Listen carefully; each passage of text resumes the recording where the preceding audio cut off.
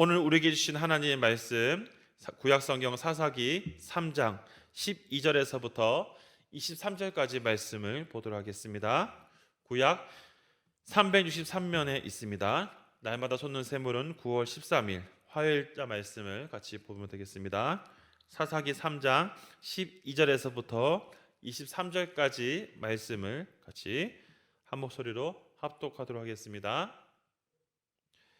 이스라엘 자손이 또 여호와의 목전에 악을 행하니라. 이스라엘 자손이 여호와의 목전에 악을 행함으로 여호와께서 모압 왕 에글론을 강성하게 하사 그들을 대적하게 하시매 에글론이 암몬과 아말렉 자손들을 모아 가지고 와서 이스라엘을 쳐서 종려나무 성읍을 점령한지라.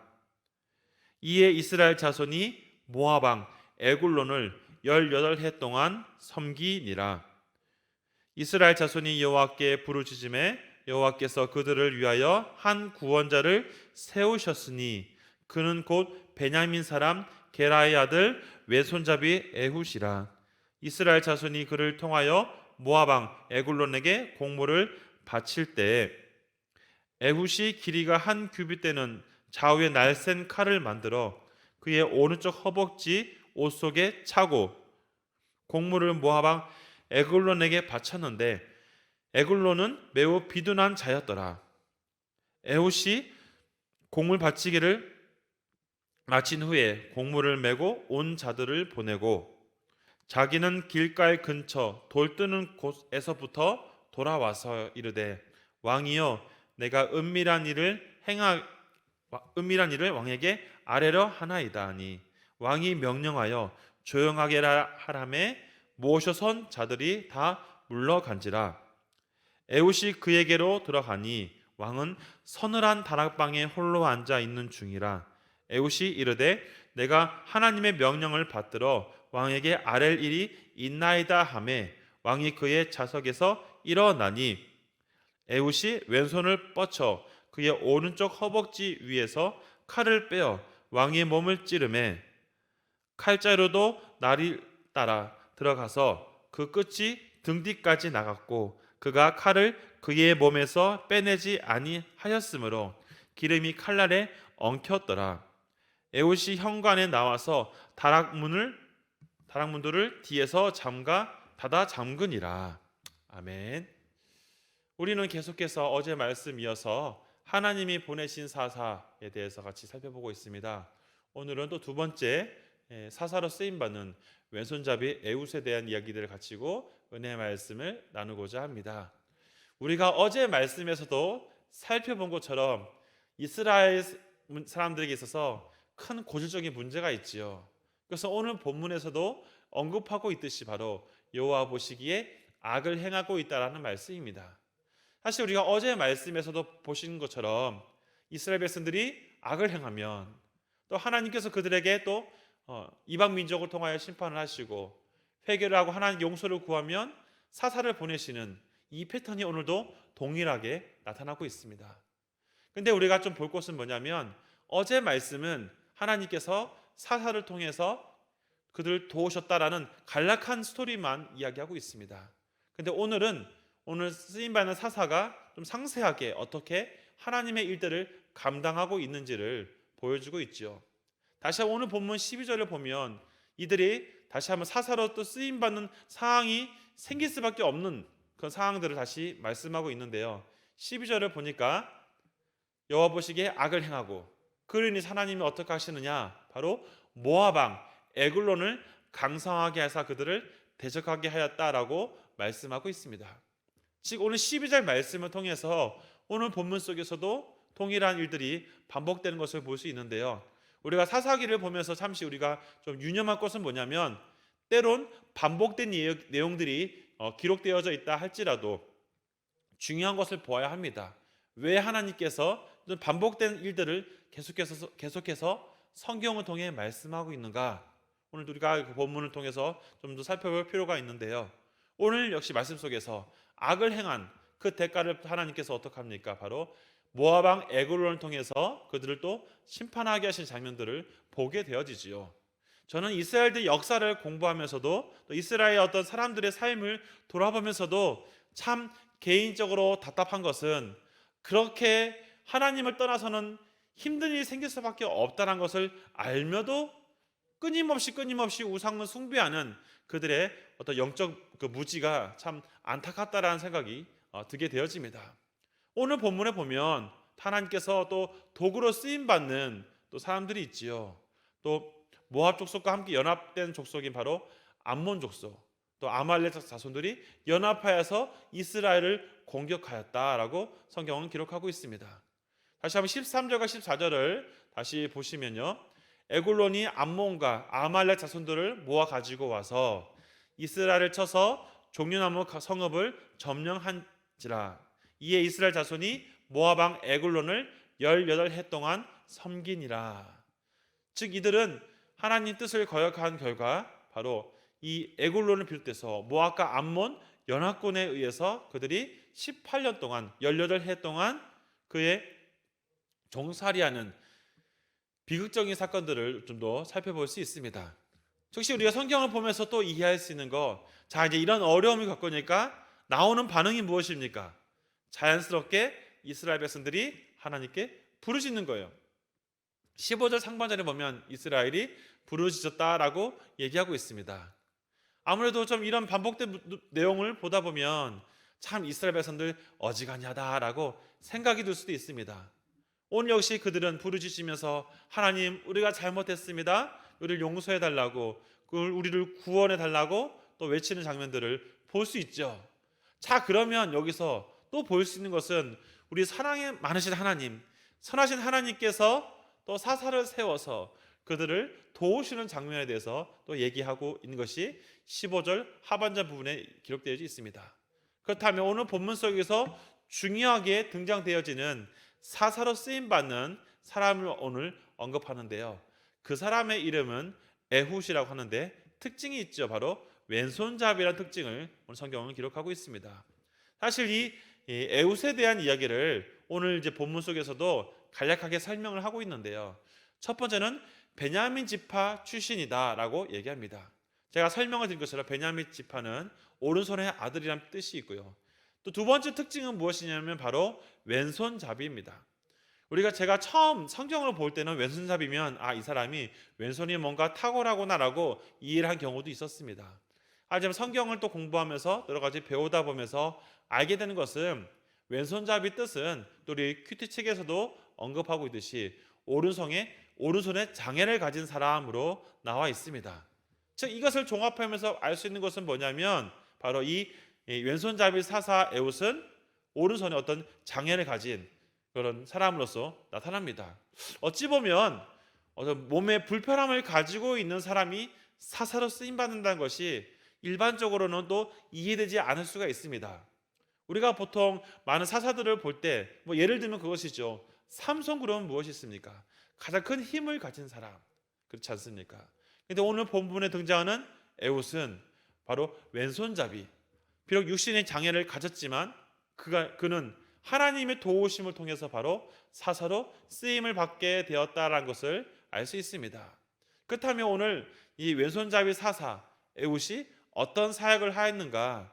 오늘 보면 16절에서부터 23절, 사실 내일 또 살펴본 본문에서도 쭉 이어지지만 오늘 앞부분에서는 에훗의 어떤 전반적으로 이 하나님을 대적한 에글론을 어떻게 심판하는지를 오늘 본문 속에서 상세하게 기록하고 있습니다.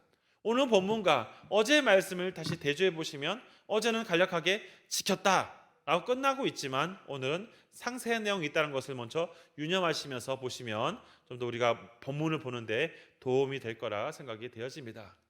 왼손잡이 사사 에훗을 사역을 보면 오늘 본문 속에서 그는 어떤 상황을 잘 활용해서 움직이는 것을 볼 수 있습니다. 즉 그들이 에글론에 의해서 지배를 받다 보니 어찌 보면 당연히 공물을 바치거나 어떤 물건을 바쳐야 될 일들이 일반적으로 일어나게 되지요.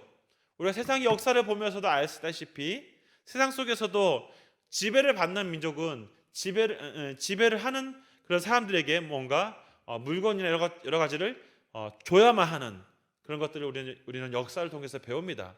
마찬가지로 이제 지배를 받으니까 공부를 바쳐야죠. 이 사사 에웃은 바로 이런 상황들을 활용하여서 어떤 일들을 계획하는 것을 볼 수 있습니다. 근데 오늘 본문 속에서 보면 한 가지 하나님께서 이 외손잡이 사사를 돕는 방법이 있는데요. 그것은 뭐냐면 그 대적자인 에글론이 어떤 사람인지에 대해서 먼저 설명하면서 도움을 주고 있습니다. 성경은 이 에글론을 비둔한 자라고 설명하고 있습니다.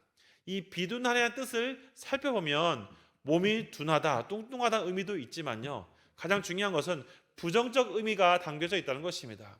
물론 여기서 무슨 뚱뚱하다, 외형적으로 뭔가 등치가 있다 이렇게만 우리가 보는 것이 아니라 그가 비둔한 자로서 무언가 부정적인 삶을 살아갈 수밖에 없는 그런 모습이라는 것. 이 에골론 그런 비둔한 자 특징은 바로 그는 부정적인 삶을 살아가는 자들이다. 몸도 약하고 여러 가지로 좀 문제가 있는 사람이라는 것을 단적으로 보여주고 있습니다. 자, 이런 상황 속에서 이제 이 에웃은 그를 처단하기 위해서 계획을 짜는데요. 먼저 그는 그에게 그렇게 말을 합니다. 내가 무언가 당신한테 비밀스러운 말을 할 것이라고 먼저 그에게 왕에게 말을 하지요. 하지만 이 에웃은 그가 어떤 것을 계획하고 있습니까? 그는 한쪽에 바로 칼을 준비하고 있는 것이죠. 하지만 칼을 들고 다닐 수는 없지 않습니까? 아무리 암살을 계획한다 할지라도 대놓고 할 수는 없다 보니 은밀하게 계획을 추진한 것을 볼 수 있습니다. 그러면서 오늘 본문 속에서 보면 20절 중반에 이런 구절이 등장합니다. 하나님의 명령을 받들어 왕에게 아랠 일이 있나이다라고 말한 장면이 등장하지요. 여기서 이 말을 듣고 에글론이 일어서는 장면을 성경을 통해서도 볼 수 있습니다. 이 과정 속에서 재빠르게 에웃이 어떻게 합니까? 자신이 가지고 있는 칼을 가지고 바로 이 왕을 죽인 다음에 어떻게 합니까? 21절에서부터 23절을 보니까 문을 잠그는 것으로 끝을 냅니다. 여기서 중요한 것이 있어요. 당시 왕과 함께 했던 사람들을 다 일단 내보냈습니다. 하지만 뭔가 이제 일을 끝나고 나서도 나오기 위해서면 그 자리를 피해야 되는데 문제는 뭐냐면 왕이 어떤 문제가 생겼을 경우 그 함께 했던 사람들이 이 에옷을 가만두지 않겠지요. 그러니까 하나의 방편을 넣어서 뭐냐면 문을 닫고 잠그는 행위를 합니다. 여기서 21절에서 23절을 보면 우리가 좀 더 보시면 아시겠는데 같이 한번 우리 21절부터 23절 말씀을 보겠습니다. 에옷이 왼손을 뻗쳐 그의 오른손 허벅지 위에서 칼을 빼어 왕이 몸을 찌르매 칼자루도 나를 따라 들어가서 그 끝이 등 뒤까지 나갔고 그가 칼을 그의 몸에서 빼내지 아니하였으므로 기름이 칼날에 엉켰더라. 에옷이 현관에 나와서 다락문들을 뒤에서 닫아 잠그니라. 특히 이 3절을 보면 잠궜다는 표현입니다.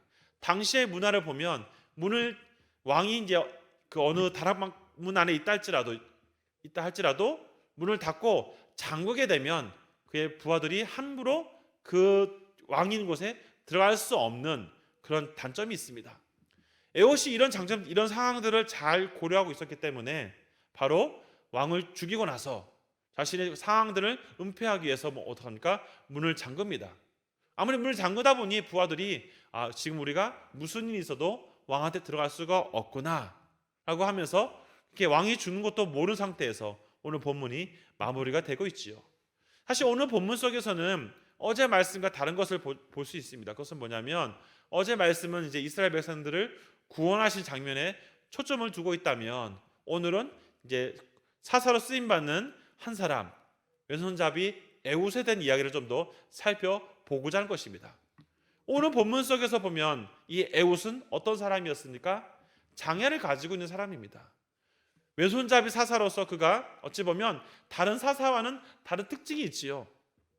우리가 생각할 때 상식적으로 생각하다 보면 뭔가 몸이 불편한 사람한테 무엇을 맡긴다. 불안할 수밖에 없지요. 인간적으로 보면 이 왼손잡이 에웃은 사사로 쓰임받기에 문제가 많을 수 있습니다. 그러나 중요한 것은 뭐냐면 비록 그가 왼손잡이를 할지라도 하나님께서 그를 선택하고 그에게 능력을 주시니까 하나님의 힘에 그가 붙잡혔기 때문에 이런 거대한 일들을 감당할 수 있는 것입니다. 우리는 여기서 중요한 것을 기억해야 되는 것이죠. 사사로 쓰임받는 이 사람이 비록 장애가 있지만 어떻습니까? 하나님이 사용하시면 하나님의 일하시면 그 역시 위대한 일들을 감당할 수 있다는 것입니다. 사랑하는 우리 교우들에게 이 말씀 다시 한번 나누면서 같이 고민할 것은 무엇입니까? 우리가 하나님을 살아가다 보면 우리가 무엇을 잘해서 우리가 뭔가 능력이 있어서 하나님이 우리를 사용하는 것이 아니란 것이죠. 우리 역시 왼손잡이 사사처럼 부족한 게 있을 수 있습니다. 하지만 하나님이 우리의 부족함을 아시면서도 불구하고 우리를 사용하실 때가 있어요. 그것이 무엇을 말하는 겁니까? 이 모든 일들은 사람이 하는 것이 아니라 하나님이 하시는 것이다. 이스라엘을 구원하시고 이스라엘을 도우시는 분은 사사가 아니라 사사를 사용하시는 바로 하나님이시다. 다시 한번 그것을 말씀하고 있는 것입니다. 사랑하는 성도 여러분, 우리 교우들 마음속에 이 메시지가 좀 더 깊이 새겨졌으면 좋겠습니다. 왼손잡이이지만 바로 하나님의 능력에 힘입어서 하나님의 도우심을 통해서 그가 이런 일들을 감당했다는 것을 볼 때 우리 역시 소망을 가질 수가 있습니다. 나의 외적인 조건들을 보면 답답할 때가 있지요. 하지만 하나님이 도와주시고 하나님이 역사하시면 부족한 나라 할지라도 어떡합니까? 하나님이 놀랍게 사용하신다는 것을 분명히 기억하시길 바랍니다. 오늘 하루를 살아가시면서 오늘도 나의 힘과 나의 어떤 것을 의지하는 것이 아니라 나를 부르시고 나에게 새 능력을 더하시는 하나님을 의지하여서 하나님의 손에 붙잡혀서 살아가는 우리 모든 교우들 되기를 간절히 바랍니다.